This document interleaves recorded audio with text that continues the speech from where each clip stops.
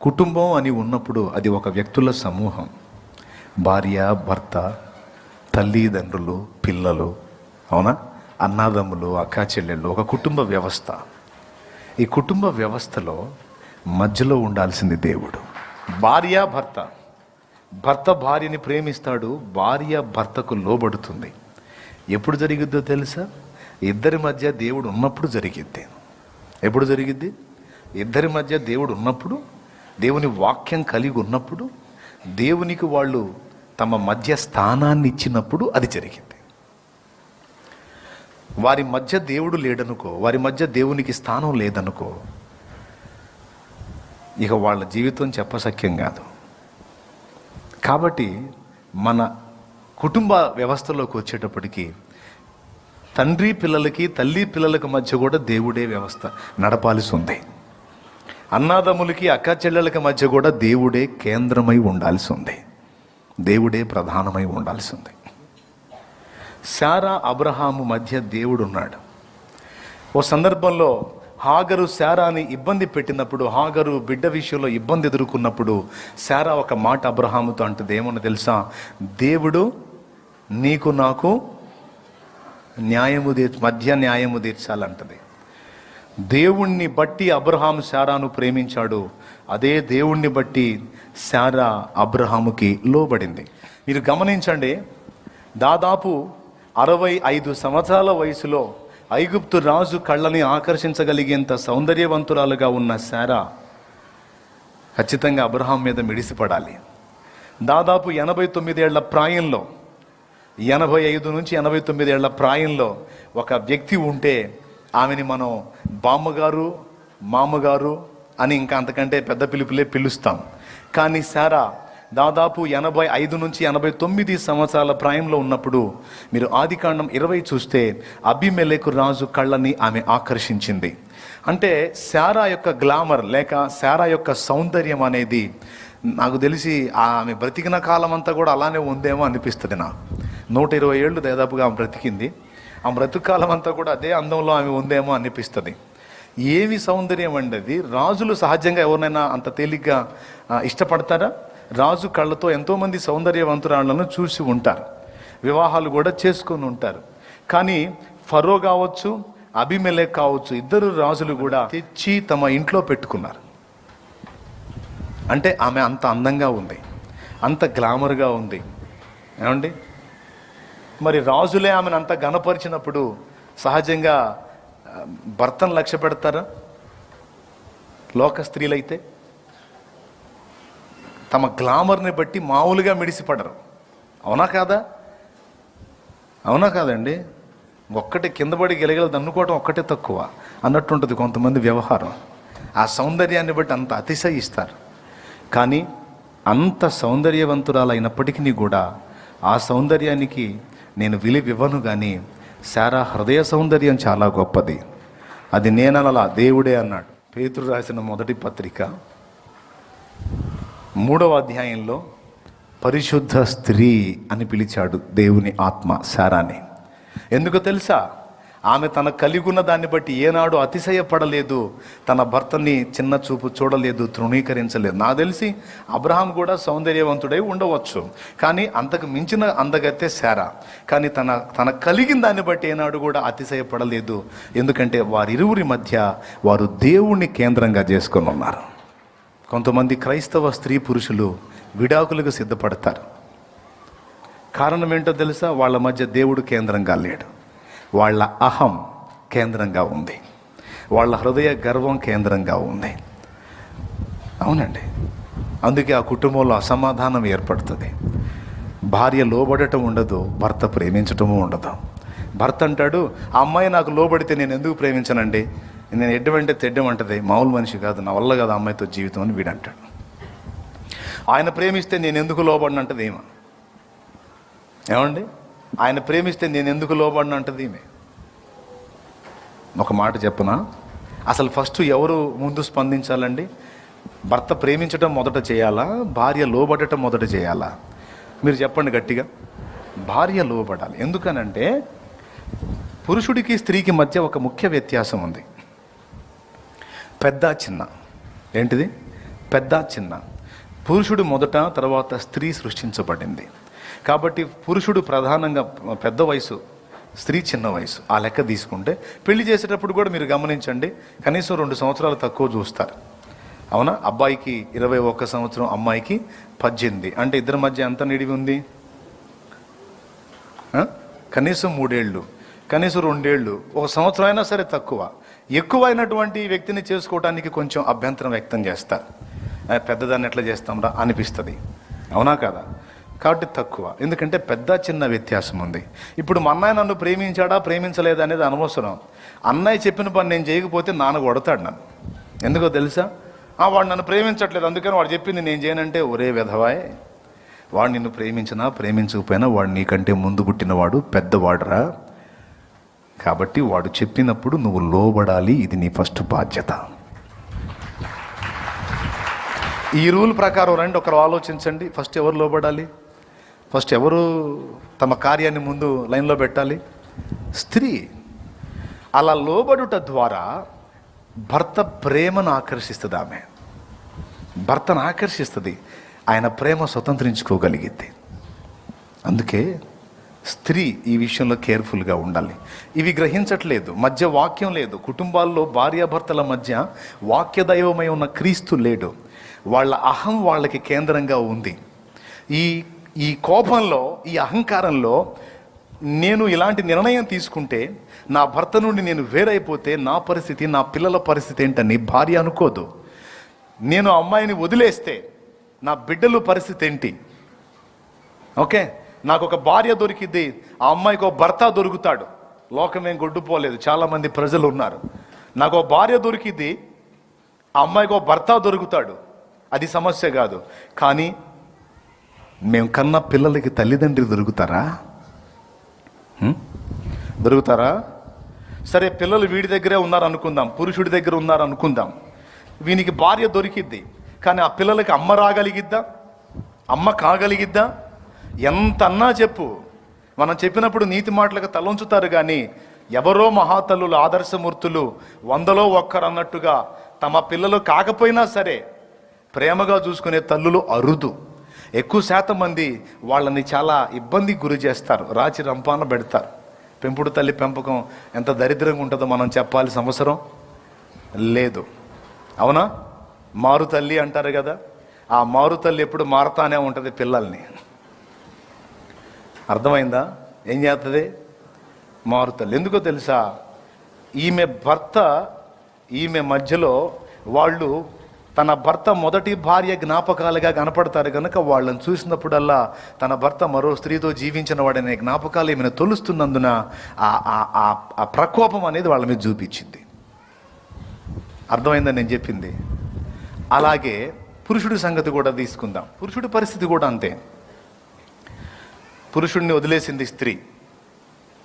వదిలేసినప్పుడు ఈమెకు ఒక పరపురుషుడు భర్తగా లభిస్తాడు.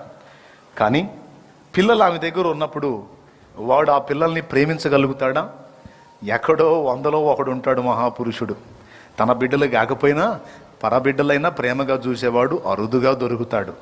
ఒకవేళ చూసినా గీసినా ఎవరిని బట్టో తెలుసా?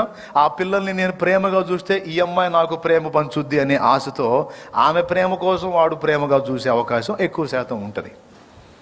కానీ నాకు తెలిసి నేను చూసిన వాళ్ళలో అలాంటి వ్యక్తులు అరుదుగా కనపడ్డారు, కానీ ఎక్కువ శాతం దుర్మార్గం చేసిన వాళ్ళే కనపడ్డారు. దుర్మార్గం చేసిన వాళ్ళే కనపడ్డారు. ఆమె భర్తను వదిలేసింది. పిల్లవాడు ఒకడు, కొడుకు పాపం, చిన్నోడు, పసిబిడ్డ. ఇంకొకడు ఆమెకి భర్త అయ్యాడు. అంటే ఏ రకంగా అయ్యాడో మీరు ఆలోచించుకోండి. అయ్యాడు, ఏదో దారులు ఉంటాయి కదా, భర్త కావడానికి సమస్య ఉంది, అయ్యాడు.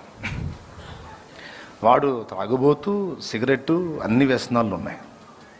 మా అన్నయ్య ఒకసారి ఆ ఇంటికి పాలు ఇవ్వడానికి వెళ్ళి మా అన్నయ్య చూసి చెప్పి నాకు ఆయన కన్నీళ్లు పెట్టుకున్నాడు. నేను కూడా ఏడ్చాను. ఏం జరిగిందో తెలుసా? మధ్యాహ్నం పూట ఎండ తీవ్రంగా ఉంటుంది, ఏది సహజంగా విడి సీజన్లో. కానీ వేసవి కాలంలో 11-12 కాడ నుంచి ఎండ స్టార్ట్ అయింది భయంకరంగా. అన్న ఏం చేశాడంటే పాల డబ్బుల కోసం వెళ్ళాడు. మధ్యాహ్నం వెళ్ళాడు. పాల డబ్బుల కోసం వెళ్ళినప్పుడు వాడు ఇంట్లో ఉన్నాడు. ఈ పిల్లవాడికి డబ్బులు ఇచ్చి సిగరెట్లు తెమ్మన్నాడు. తన బిడ్డ కాదు, వేరే వానికి జన్మించిన బిడ్డ. అర్థమైందా? సిగరెట్లు తెమ్మన్నాడు. వాడు సిగరెట్లు తేవటం కొంచెం లేట్ అయింది. పిల్లవాడు కదా, వేరే పిల్లవాడితో ఆడాడో లేకపోతే మరి ఏదన్నా పోగొట్టాడు. మొత్తానికి సిగరెట్ పంపించినప్పుడు ఏదో తేడా జరిగింది. వీడి వల్ల ఒక చిన్న తప్పు జరిగింది. తప్పు జరిగితే ఆ బిల్డింగ్ పైన స్లాబు ఫ్లోరింగ్ లాగుంది, భయంకరంగా కాలుతుంది. ఆ కాలే ఆ స్లాబ్ మీద వాడి కాళ్ళకి చెప్పులు లేకుండా ఆమెతో నిలబెడితే వాడు ఏడుస్తూ ఉన్నాడట. అమ్మా అమ్మా అమ్మా కాలుతున్నాయి అమ్మా. పసిబిడ్డ, చిన్నవాడు. వాడి సొంత తండ్రి అయితే అది చూసి తట్టుకుంటాడా? సహిస్తాడా? తన బిడ్డను అట్లా చేస్తాడా? వాడు ఎందుకు అంత దుర్మార్గం చేశాడు? ఇంతకు తల్లి ఏం చేసిందో తెలుసా? ఏ మాత్రం అడ్డు చెప్పలా. ఎందుకు తెలుసా? అడ్డు చెబితే వాడు కొడతాడు. ఎవరు కొడతారు? నెంబర్ 2 కొడతాడు. అందుకని ఎందుకు చేసావురా మరి ఆ పని, ఎందుకు చేసావు, చావు అని చెప్పని వాడి ముఖం మీద తలుపులేసి లోపలికి వెళ్ళిపోయింది. వాడి ఏడ్చి కళ్ళు చారలు, ఆ నీళ్లు కన్నీళ్ళు చారికలు కట్టినాయి. ఆ సన్నివేశం చూశాడు ఈడు మావాడు. వచ్చి కన్నీళ్లతో చెప్పాడు, నాకు ఆ చిన్నతనంలోనే నాకు గుర్తుంది, ఇట్లా చేశాడు రా అని. ఎందుకో తెలుసా? వాడంతా దుర్మార్గం చేసింది ఎందుకో తెలుసా? వాడికి ఈమె బిడ్డ కనపడినప్పుడల్లా ఆ మొదటి భర్త ఈమెతో జీవించిన ఆ జ్ఞాపకాలు వీడి తలంపుల్లోకి వచ్చి ఈ శేషం లేకుండా ఉంటే బాగుండు కదా అని వీడిని టార్చర్ చేస్తాడు. నా ప్రియ స్నేహితులారా, దేవుని బిడ్డలారా, ఒక స్త్రీకి భర్త దొరకవచ్చు, ఒక పురుషుడికి భార్య దొరకవచ్చు, కానీ వారు కన్న పిల్లలకి అమ్మా నాన్న మాత్రం దొరకరు. ఒకవేళ నేనున్నాగా అమ్మగా అంటే నువ్వు అమ్మ అవుతావు, కానీ నీకు వచ్చిన వాడు వాడికి నాన్నగాడు, శత్రువు అవుతాడు. నీ మీదున్న గౌరవం పోయిద్ది వాడికి. మమ్మ ఈ నీచానికి తలంచకపోతే కష్టపడి అట్లనే నిలబడి నా కోసం బతికినట్టయితే, నాకు రెక్కలు వచ్చినట్టయితే నా తల్లిని పువ్వుల్లో పెట్టి నేను చూసుకోపోయానా, మా అమ్మ కూడా నీచురాలే అని వాడు అనుకునే అవకాశం ఉంది. సరే మా నాన్న తప్పుడోడు తీసేసే, నా కోసం బతకపోయిందమ్మా అమ్మ, నేను మా అమ్మను బంగారంలా చూసుకునేవాడిని కదా అనుకుంటాడు. ఒకవేళ కొంతమంది ఎక్కువ శాతం స్త్రీలు అలాంటి వాళ్ళు ఉన్నారు. తమ జీవితాన్ని అలా త్యాగం చేసి బిడ్డల కోసం బతికే వాళ్ళు ఉన్నారు. వాళ్ళకి రెక్కలు వచ్చినప్పుడు వాళ్ళు ఎంతో ప్రాణంగా బిడ్డలు తల్లిని చూసుకుంటారు. మా అమ్మ మా కోసం అన్నీ వదిలిపెట్టింది, మా అమ్మ ఎక్కడ కక్కుర్తి పడలా, మా అమ్మ గడ్డి తినలా, మా అమ్మ మా నాన్న మాకు సపోర్ట్ చేయకపోయినా, అన్యాయం చేసి వెళ్ళిపోయినా మా అమ్మ మాకు న్యాయం చేసింది, మా అమ్మ దేవత అని చెప్పని కాలు మొక్కే పిల్లలు ఉన్నారు.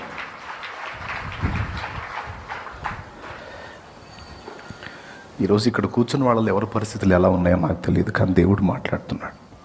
ఆయన పలికిస్తే పలుకుతున్నాను. సోదరి నీకో భర్త దొరుకుతాడు, సోదరుడు నీకో భార్య దొరుకుతుంది, కానీ బిడ్డలకు తల్లిదండ్రి దొరకరు. మీరు బతికుండి కూడా చచ్చిన వాళ్ళతో సమానమయ్యి నీ పిల్లలు అందరినీ కలిగుండి కూడా అనాథలై ఆక్రోశిస్తుంటే ఆ శాపం, ఆ ఉసురు నీకు తగిలి నువ్వు ఇంకో సంబంధం చేసుకుని నువ్వు దీవించబడవు. సమస్య లేదు, నువ్వు సుఖపడవు కన్ఫామ్. కాబట్టి కష్టమో నిష్ఠూరమో ఓర్చుకొని తగ్గించుకొని దేవుణ్ణి కేంద్రంగా చేసుకొని, దేవా నేనే సహిస్తా ప్రభువా, నేనే ఓర్చుకుంటా ప్రభువా, నేనే తగ్గించుకుంటా ప్రభువా, నేనే సమాధాన పడతా ప్రభు, అతడు అన్యాయం చేసినా సరే నేనే సమాధాన పడతా తండ్రి అని ఒక స్త్రీ తన్ను తాను తగ్గించుకోవాలి. ప్రభువా నా భార్య నీచురాలైనా నేనే లోబడతా ప్రభువా, నేనే ప్రేమిస్తా ప్రభువా, నన్ను ఏడిపించేదైనా సరే ఎందుకో తెలుసా, నా బిడ్డల కోసం అయ్యా, నా బిడ్డల కోసం నేను సహిస్తా ప్రభువా అని నువ్వు అనుకోగలిగితే నువ్వు దేవుణ్ణి కేంద్రంగా కలిగి ఉన్నావు. Praise the Lord. ఈ విషయాలని దయచేసి మర్చిపోకండి. మన జీవితాల్లో దేవుడు కేంద్రంగా జీవించాలి. భర్తల్ని కోల్పోయిన వాళ్ళు, భర్తలు మృతి పొందిన వాళ్ళు మరొక వివాహం చేసుకోవద్దని నేను అనట్లేదు. ఓర్పు సహనాలు కలిగి ఉండి నిగ్రహం ఉండగలిగితే ఇబ్బంది లేదు. కాకపోతే కొన్ని ఇలాంటి ప్రతికూల పరిస్థితులు ఫేస్ చేయాల్సిన పరిస్థితి ఏర్పడింది. ఇదైతే చెప్పాలి, నా బాధ్యత. ఒకవేళ పిల్లలు లేరు, ఓకే, అడిగేసినా ఇబ్బంది లేదు. భర్తను కోల్పోయిన స్త్రీ కానీ పురుషుడు కానీ వివాహానికి యోగ్యులే అయినా పిల్లలను కలిగి ఉన్న వాళ్ళకి ఇలాంటి పరిస్థితులు ఎదురవుతాయి కనుక కొంచెం ఆలోచించండి. పురుషుల విషయంలో కూడా ఆలోచన చేయండి. ఇది కుటుంబాల్లో ఈరోజు జరుగుతున్నటువంటి పరిస్థితులని మీకు కొంచెం సూచనగా చూపించాను నేను. కాబట్టి కుటుంబంలో భార్యాభర్త మధ్య దేవుణ్ణి కేంద్రంగా కలిగి ఉంటే అసలు ఈ పరిస్థితే రాదు. దేవుణ్ణి బట్టి దేవుడు చెప్పాడు కనుక నా భార్య టార్చర్ చేసిన నేను ఆమెను ప్రేమిస్తాను అని మగవాడు అనుకోగలిగితే, దేవుణ్ణి బట్టి దేవుడు లోబడమన్నాడు కనుక నేను నా భర్తకు లోబడతానని స్త్రీ అనుకోగలిగితే తప్పకుండా కుటుంబం ఆశీర్వాదకరంగా ఉంటుంది. ఆ పిల్లలు ఆశీర్వాదకరమైన సంతానంగా ఉంటారు. అలాగే కుటుంబం మధ్యలో ప్రతినిత్యము రౌండ్ చేసి కలిసి ప్రార్థించుకునే ఒక మంచి అలవాటును ఏర్పరచుకోండి. నేను చెప్తున్నా, గుర్తుపెట్టుకోండి, ఈరోజు మీకు అలవాటు లేకపోయినా ఒక రోజు రాబోతుంది సచ్చినట్టు ఇంటి మొత్తం మోకాళ్ళేసి అయ్యా అయ్యా అయ్యా అని అడుక్కునే రోజు వచ్చింది. ఖచ్చితంగా వచ్చింది. భవిష్యత్తులో అంత్యాబద్ధ క్రీస్తు పరిపాలన వచ్చిన నాడు నీ దగ్గర డబ్బులున్నా నీకు సరుకు రాదు. నీ దగ్గర వెండి బంగారాలున్నా ఎవడు సరుకు ఇవ్వడు. నీ దగ్గర ఉన్న వస్తువుని కొని నీకు డబ్బులు ఎవడు వస్తువులు ఎవడివ్వడు. ఏది చేయాలన్నా, క్రయ విక్రయాలు అమ్మాలన్నా కొనాలన్నా, ఏది చేయాలన్నా, మార్కెట్కి పోయి కరేపాకు తెచ్చుకోవాలన్నా ముద్ర ఉందా అని అడుగుతారు. ముద్ర ఉందా? ఆ ముద్ర చూపించు. 666 ముద్ర ఉందా? ముద్ర ఉంటే నీకు ఏదైనా. లేదండి ముద్ర లేదు, కరేపాకు కూడా దొరకదు పో అంటాడు. అప్పుడు ఎక్కడ దొరికింది నీ కూడు? ఈరోజు నువ్వు దాన్ని పట్టించుకోవట్లేదు. మోకాళ్ళు నీ కుటుంబంతో కలిసి ప్రార్థన చేసి దేవుని దగ్గర నుండి పొందుకోవటం అనేది సాధన చేయటం లేదు. ఒకరోజు రాబోతుంది, ఆనాడు చచ్చినట్టు ఆకలికి నకనకలాడుతూ అందరూ కలిసి మోకాళ్ళుని యేసయ్యా అని ఏడ్చే రోజు రాబోతుంది. దానికి ముందుగానే నువ్వు సాధన చేసుకుని ఉంటే అసలు ఆ భయంకరమైన శ్రమలు సైతం నీకు శ్రమలుగా అనిపించవు. ఎందుకంటే ముందు నుంచే నువ్వు మోకాళ్ళు నీ కుటుంబ సమేతంగా మొర్రపెట్టి దేవుని దగ్గర నుంచి పొందటం నేర్చుకున్నావు కనుక ఆనాడు నీకు అవి పెద్దగా అనిపించవు. ఎందుకో తెలుసా? ముందే దేవుని కార్యాలు చూసుంటావు కనుక విశ్వాసం బలంగా ఉంటుంది. ఆ అగ్ని వంటి శ్రమలు సైతం నీకు ఆహ్లాదంగా మారిపోతాయి. Praise the Lord. కాబట్టి ఫ్యామిలీ మధ్యలో, వ్యక్తుల మధ్యలో దేవుణ్ణి కేంద్రంగా చేసుకోవాలి. అలాగే పరిచర్య చేస్తున్నారు ఇద్దరు విశ్వాసుల మధ్యలో కూడా దేవుడే కేంద్రం కావాలి. వ్యక్తులకు కేంద్రాలు అయితే ఆ స్నేహాలు బ్లాస్ట్ అవుతాయి, ఎక్కువ కాలం ఉండవు.